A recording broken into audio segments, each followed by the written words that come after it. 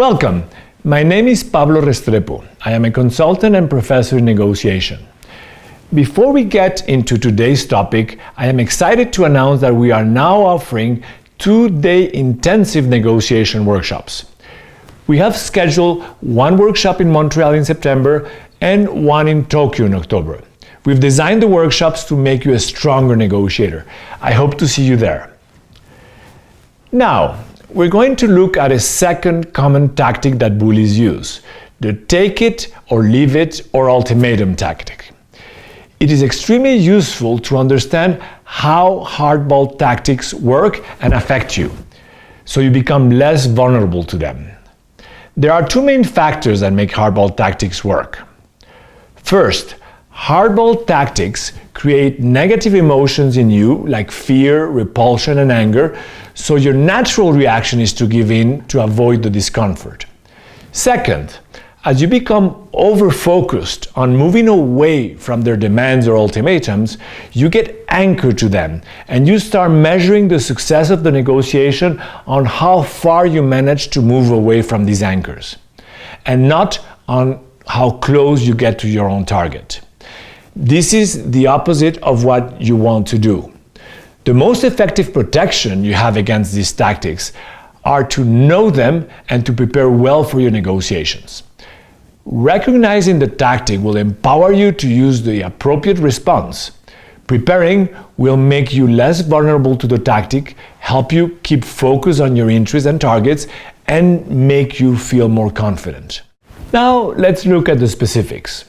The most effective way to counter an ultimatum is to simply ignore it. Stay with your plan and keep on negotiating as if nothing had happened. If your counterpart insists on the ultimatum, do not fret. Ultimatums are rarely deal breakers. People use them because they are emotional, they want to assert control and gain advantage over you. If this is the case, reframe the situation, help them save face. Remember, people will often sacrifice their interest if you do not help them protect their egos.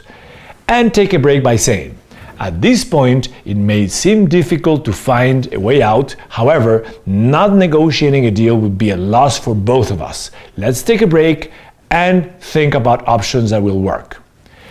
Taking a break will allow them to reflect and, if necessary, calm down. Before your next meeting, work on creating multiple equivalent simultaneous offers. Look at my previous video that explains this powerful tactic.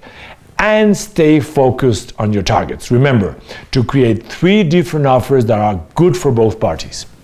When you meet with your counterpart again, you can re-anchor the negotiation with your multiple offers.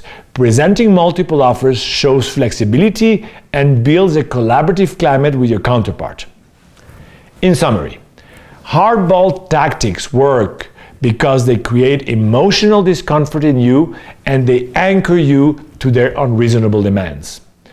The best way to protect yourself is to be aware of them, know how to counter them, and to prepare.